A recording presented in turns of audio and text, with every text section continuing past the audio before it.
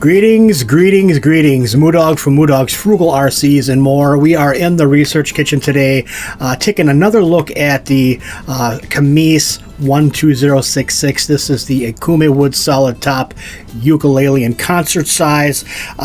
In the last video I did for this instrument, guys, I've left some stuff out that I wanted to touch on, and I wanted to kind of give a shout out to Kmise in general for being a really great seller and a really great company to deal with when I had some issues with this. So thank you everyone over at Kmise for being so gracious. Now, what I wanted to go over with this, guys, is a couple of things. First of all, this is not a made in America instrument. This is a made in China, mass-produced instrument. With that in mind, you can almost expect some rough edges on these instruments, some setup needing to be done, some basic polishing, some basic fret work, those types of things. Now, that can be a daunting task to some of us out there, but there's enough videos out on YouTube right now that'll kind of walk you through what needs to be done and how to do it. There's a bunch of different techniques for doing it. I don't think there's any one right or wrong way. So what I've done with this one, guys, is I've taken care of some rough edges on it, and I wanted to point out a couple of flaws that this one had from the factory that I was kind of upset about, and I made mention on another channel, another YouTuber's channel, about the quality issues that I had with this. I should have really brought that out into the open here on my channel for any of you that might be looking at this as an option for your instrument. So first thing I wanted to point out on this thing, guys, is the neck joint. Now, the neck joint on this ukulele, this is a set neck, and you can see on here, I hope you can see this. I'm going to try to zoom in maybe a little bit here to show you. There is a gap. And I'll point that out. There's a bit of a gap right here where the heel of the neck and the body connect themselves together. There should be more glue, I think, in there, and there's a little bit of glue that is missing in that spot, and that can cause issue. You can also see a bit of a blemish or a bit of a rough spot there on the wood on the body itself. So that is one thing that I wanted to point out. Now, it doesn't look to be crooked, or it doesn't look to be maladjusted. It is tight on there, but you can see that there is not enough glue setting in that one spot there. And if you look at the back, you flip it over to the back side, you can almost see a gap right here again, guys. So there's a gap between the heel here and the back of the ukulele. Now, it just looks like there might be a void where they should have probably put more glue in there. I know this picture, it may look a little bit like a crack. It looks a little bit more extreme than what it really is. It is filled in, but it just looks worse than what it could be, and I think that is probably a quality control issue that they could have probably dealt with a little bit better. So I went off on that fact there. I also went off on some other issues with the ukulele itself.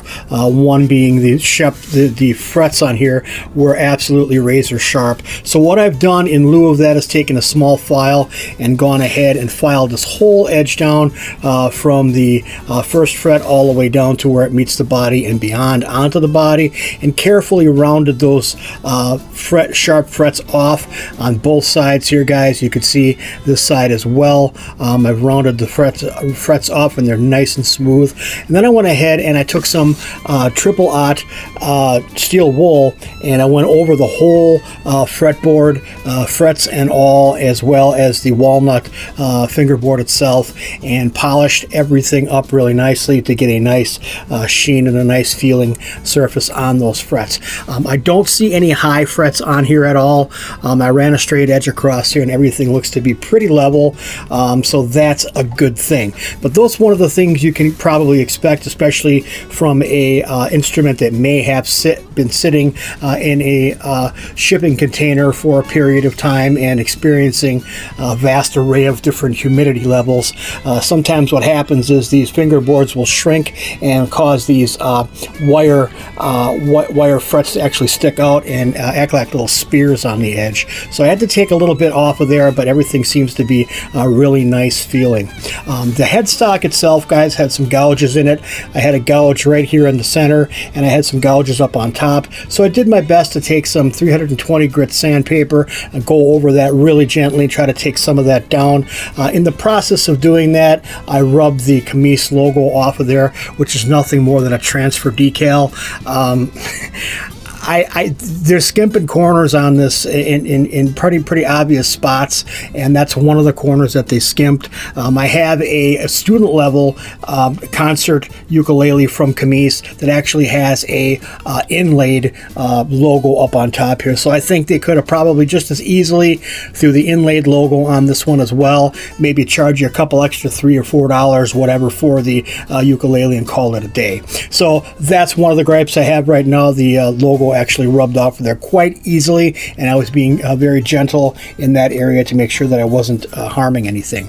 But I went ahead and I took all these edges down on the headstock here in the slots. There was pretty sharp edges and some pretty unfinished and ugly looking wood, almost kind of like a rough hewn look. So I went ahead with some triple aught, first a very fine sandpaper, and then some triple aught steel wool, and smoothed that all out. Smoothed this whole area of the face of the headstock, the sides as well. I've removed the tuning keys, and I went ahead and I did the sides as well, got those cleaned up nice. I took the sharp burrs off of it. This is just a personal preference of mine, just to kind of clean things up and make them look a little bit nicer and feel a little bit nicer to the touch. Again, I went ahead and I took the burrs off the edges of these slots on here and everything like that. Then after all that was done, after all that finish work was done, including the bridge, which I went over with steel wool and a little bit of sandpaper, and then following up by steel wool, I went ahead and took some lemon oil and went over the whole surface of the ukulele. And this is a matte finish. You can see a nice little sheen on here up on the top part of the shoulder. Actually, the shoulder up on top here, you can see a nice little sheen on there, and a nice dark looking fingerboard on here. There is some scoring on here. You guys can see. I don't know if that's going to be from saw blade or what that's from, but there is some scoring on that fingerboard. So again, they're cutting corners on these things. They're not using probably the best black walnut they can get their hands on, but again, you're seeing down here as well, you see a little bit of scoring. I'm believing that to be saw blade marks when they rip these sections off to use as fingerboards. And the last one I received, I should say the one prior to this, the bridge was actually smashed. It was cracked in a couple of spots down here.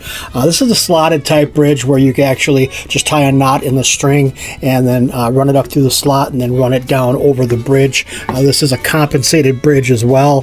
The bridges on here, the bridge and the nut up on top are ox bone, so they are definitely higher quality. But that being said, yeah, this one is actually a little bit nicer than the other one, but the finish work on the bridge is not the greatest. Again, we're dealing with a budget instrument on here. All the binding on here seems to be good. I did go over that in some detail when I took it out of the box originally. So the binding looks good on here. You have the rope inlay, and then this is mahogany front and rear. It goes all the way around the body on both sides. So everything seems to be nice on this one now, guys. I'm going to go ahead and get this restrung. I took the Nile gut strings that were on here off. They were sent with 2 sets of Aquila Nile gut, Super Nile gut strings. I don't like those. They're pretty heavy. They're pretty thick. They do feel good to play, but the sound is a little bit more restrained, a little bit mellower than I like to hear. So I use Diodario titaniums on all my ukuleles, and these seem to be working out the best for me. Just a personal preference on that, but stringing this thing up is pretty simple to do. I'm going to do that kind of off camera. One other thing I wanted to show you guys is some of the finish work I've done to the nut here, and let me turn this around here without banging it around. There we go. Whoops, yeah, without banging it around.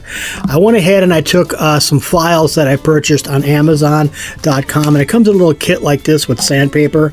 This little files here. It's kind of like a little key fob with a bunch of different width files for doing the string slots on the nut, and there's a bigger file on here for, I'm not quite sure what reason this would be used for. I think it works pretty good for fingernails myself, but you have a bunch of different size little files on here, and they work. I mean, they're not the greatest quality in the world. Whole set like this is right around $8 or so on Amazon.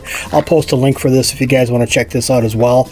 But we're looking at, you know, decent quality files. What I've done is found the correct size files to go ahead and take a little bit of material and kind of clean up these slots on here so that the strings will sit a little bit lower. I noticed that the action was just a touch high on this particular ukulele, and that's to be expected when you're getting something like this from China. They don't really do any major setup on it.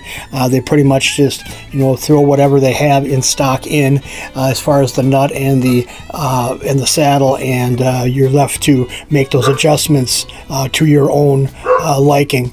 Now, the compensated saddle on here is also bone, so I was able to remove that. It's not glued in, and take some sandpaper and take a little bit of the material off of there and actually kind of lower the action. Alright guys, before we wrap this video up, I wanted to kind of go through a couple of things here. First of all, I wanted to kind of give my opinion on this musical instrument at this point in time. Now, getting this one and actually taking it apart somewhat, taking the tuning keys off, removing the strings, and actually getting down and doing some work to it, just kind of cleaning and conditioning the instrument, my opinion has changed. Now, this is going to apply to just about anything you purchase not made in this country. I'm looking for bang for the buck stuff. I'm looking for, you know, to keep some money in my pocket but still enjoy my hobby. I was actually really kind of pissed off when I first got this instrument, the first one they sent me. When I got the second one, I was beside myself, upset, and I let them know it in no uncertain terms. So with that being said, guys, my opinion has changed on this. Now that I've done the fluff and buff, which I call it, basically, you know, taking it and conditioning the instrument and taking some of the rough edges off, it is one of my best playing ukuleles at this time. Also, I might add, my best sounding. And the moral of the story is, you can't always judge a book by the cover. Yeah, if you get the thing that's got a cracked bridge and a cracked headstock and a bunch of scratches and a lifting fretboard, then yeah, obviously it's not going to be one they're going to hang on to and try to fix. You'd go broke trying to do that. This is a $65 instrument. It is what it is, and $65 instrument should at least play, should at least be usable. You have to watch what you're buying, for one thing. That applies to RC vehicles, that applies to this, that applies to anything you buy if you're looking for bang for the buck merchandise, which this channel is always going to be about bang for the buck. Now, if you can do the work yourself and take care of the fretwork yourself, polish it with the triple aught or quadruple aught steel wool, and you know, do a little bit of sanding on it and conditioning with lemon oil, I think you're good to go. If you can't do that, then it may behoove you to look at something that might be set up out of a box, or something that might be a purchase from a brick and mortar store that has luthiers or techs on hand that can take care of that stuff for you. You're going to pay a bit more that way, but then if you don't have the know-how or the mechanical aptitude to do the work yourself, there is no worries in that sense, so you're kind of paying for a service. But that's pretty much, in a nutshell, my synopsis, I guess you could call it, on this instrument. I recommend, if you're going to get this, that you make sure you inspect it. I wouldn't recommend buying this on any Chinese websites. Returns are going to be a pain in the butt.